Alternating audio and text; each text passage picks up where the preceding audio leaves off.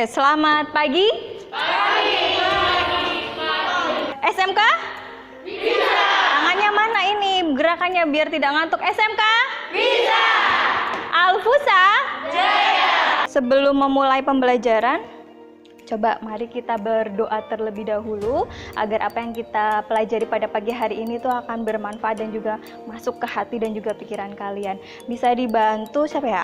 Kemudian Ibu Prasansi terlebih dahulu. Kemarin ada yang sempat tidak hadir. Hari ini apakah hadir semua? Bagus, lihat. Ada, oke. Hadir semua ya? Nah, coba diingat-ingat kembali. Kira-kira pertemuan kemarin kalian belajar tentang teks prosedur. Apa saja yang kalian pelajari?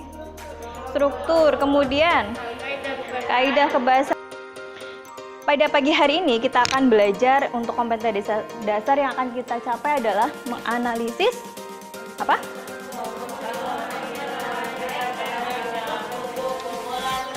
Kemudian indikator pencapaiannya itu menentukan unsur-unsur pembangun cerpen terlebih dahulu, baru kemudian kalian menganalisis unsur-unsur intrinsik dan ekstrinsik di cerpen. Untuk tujuan pembelajarannya, setelah kalian mengikuti tahapan-tahapan pembelajaran, Ibu harapkan kalian dapat mengetahui, menjelaskan bagaimana unsur-unsur pembangun cerpen, kemudian kalian juga bisa menganalisisnya dengan memperhatikan unsur pembangun secara kritis, kerjasama, komunikatif dalam proses pembelajaran. Oke. Nah, seperti biasanya mekanisme pembelajaran pada pagi hari ini Ibu inginkan, Ibu harapkan kalian bisa tertib dan disiplin. Oke, tertib dan disiplin ya. Ini kan di lab komputer ya, bukan di kelas kalian. Jadi kalian harus tertib, jangan merusak peralatan yang ada di sini. Kemudian kalian harus aktif dan fokus. Ya, meskipun kita berbatas kalian menggunakan masker, tapi Ibu harapkan kalian bisa aktif dan fokus ya. Jangan ada yang memainkan komputer dengan mencari atau browsing-browsing, mungkin main YouTube nanti dulu ya. Sekarang fokus pembelajaran terlebih dahulu. Kemudian siapkan segala peralatan dan mengikuti petunjuk. Kemudian jangan lupa ya, fighting atau semangat. Kalian bisa tahu yang dinamakan cerpen itu seperti itu berbeda dengan cerita-cerita yang lainnya. Kemudian coba ini ada Ibu beri contoh salah satu kutipan cerpen, judulnya oke, Sang Pengajar. Karya siapa? Nah, ini baru kutipannya saja ya. Silakan dibaca terlebih dahulu singkat. Masih ingatkah kalian unsur-unsur pembangun cerpen? Ada apa? Oke, kemudian? Oke, dilihat ya. Dari kata-katanya intrinsik dan juga ekstrinsik. Hampir mirip, tapi kalian jangan terbalik ya untuk mengingatnya. Kalau intrinsik, apa itu? In, kalau kalian buka pintu itu apa itu? Ada in, apa? Artinya, ya, in itu artinya dalam. Kalau ex? Kalau kata Elga, mantan, ex. Ya, in, ya bagus ya. Kita bisa mengingatnya dengan cara seperti itu. In itu dalam, berarti unsur-unsur yang ada di ya, unsur-unsur yang ada di dalam karya sastra atau cerpen tersebut. Kemudian kalau X berarti di ya, kebalikannya ya, karena dua kata ini hampir mirip dan hanya berbeda in dan X itu berkebalikan. Nah, yang satu intrinsik, unsur-unsur yang ada di dalam karya sastra itu sendiri, dan yang kedua ekstrinsik, di luar karya sastra. Maksudnya apa, Ibu? Nah, maksudnya adalah unsur intrinsik itu adalah unsur yang bisa kita lihat, kita bisa menganalisisnya dari teksnya, dari ceritanya, dari cerpen itu. Kalian bisa tahu apa saja yang ada di dalamnya ya dengan membacanya. Nah, itu kalau ekstrinsik itu kalian harus melihat lebih lanjut siapa pengarangnya. Dan nah, Ibu akan memberikan satu teknik atau satu cara mudah untuk mengingatnya karena ada beberapa macam agar kalian bisa mengingatnya dengan mudah. Coba perhatikan gambar-gambar tersebut. Nah, kalian dapat mengingat unsur-unsur intrinsik ke sebuah cerpen melalui gambar tersebut. Bagaimana caranya? Mari kita lihat. Menggunakan teknik analogi. Ini hanya penamaan Ibu saja ya, jadi itu tidak terlalu penting. Yang penting adalah kalian nantinya agar bisa mudah mengingat apa saja unsurnya. Yang pertama, nah, ada pohon, kemudian sebelahnya itu apa itu? itu ya kita anggap sebagai buku kumpulan cerpen lah ya, kita anggap sebagai cerpennya. Apa kaitan antara pohon dengan cerpen? Sepertinya jauh sekali ya. Nah, kenapa Ibu analogikan? Nanti akan kita tahu persamaannya. Nah, persamaannya seperti ini. Tadi kalian sudah menyebutkan bagian-bagian dari pohon, kemudian kaitannya dengan unsur intrinsik itu hanya media untuk mempermudah kalian mengingat ya. Untuk tanah, kita anggap kan tanah itu, kita anggap sebagai apa kalau dicerita? Ya, tempatnya atau latarnya. Latar ada apa saja?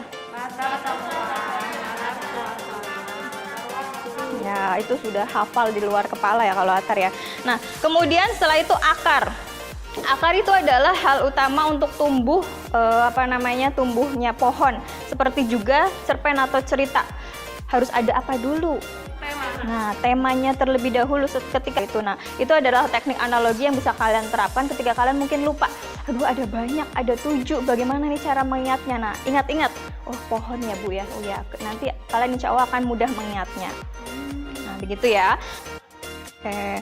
Nah, kita bahas satu persatu. Latar, secara singkat saja ya, karena Ibu rasa kalian kemarin sudah pernah belajar tentang ini dan juga sudah mempelajari materinya sebelumnya. Untuk latar itu adalah tempatnya. Biasanya latar ada tempat, waktu, dan suasana. Itu Ibu rasa sudah bisa kalian pahami. Kemudian tema itu apanya cerita? Ada sudut pandang. Apa itu sudut pandang?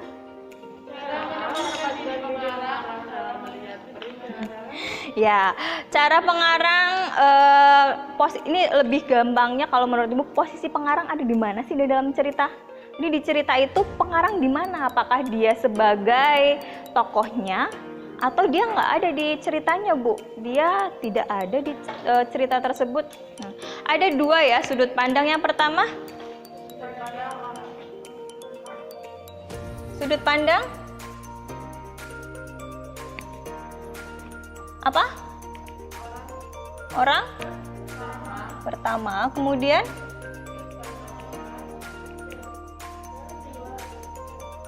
dua atau 3 ayo sudut pandang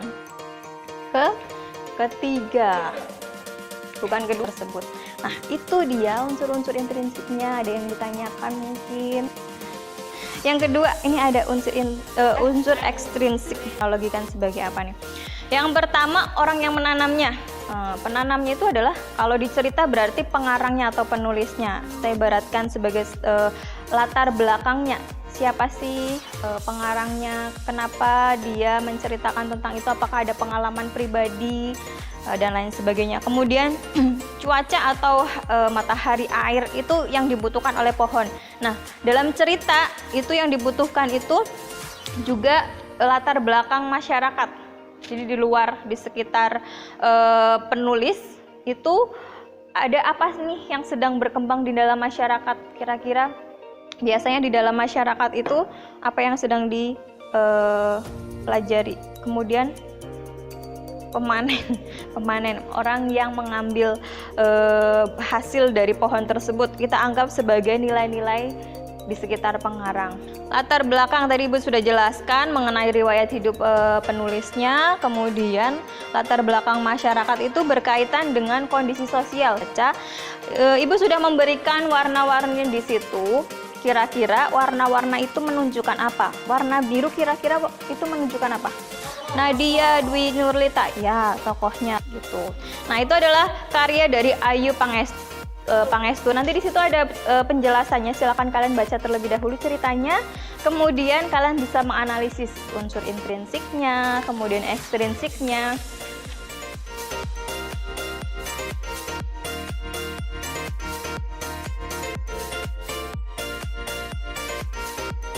Jadi cerita ini menceritakan tentang tokoh aku atau Wahyu itu, dia itu seorang sarjana komunikasi.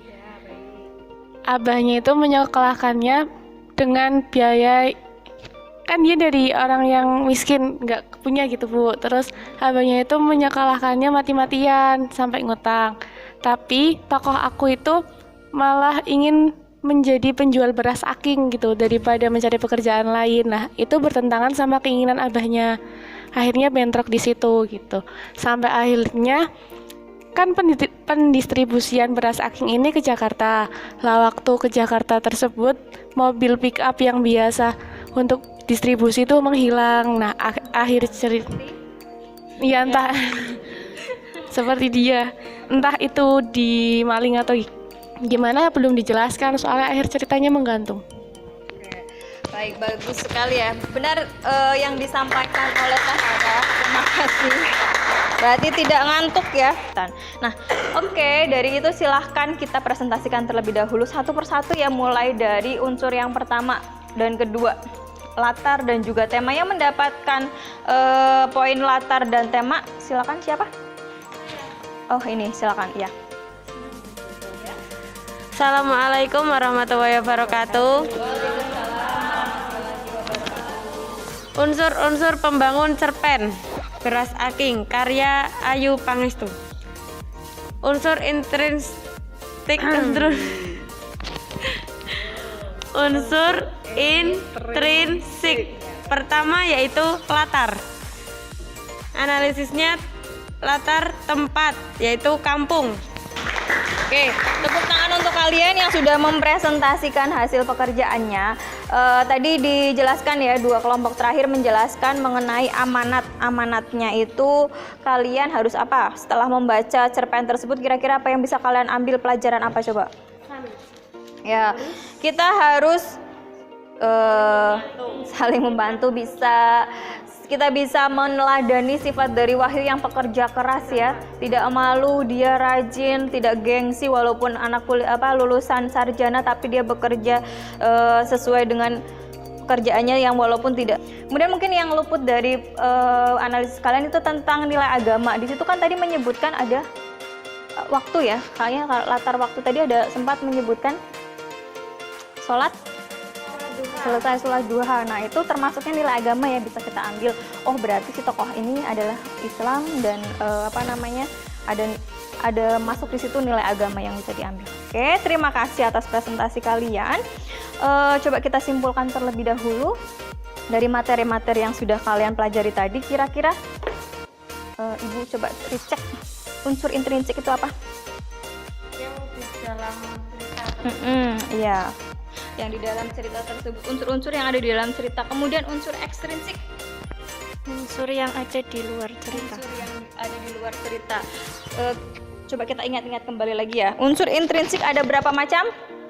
7. Oke, 7 apa saja? Latar,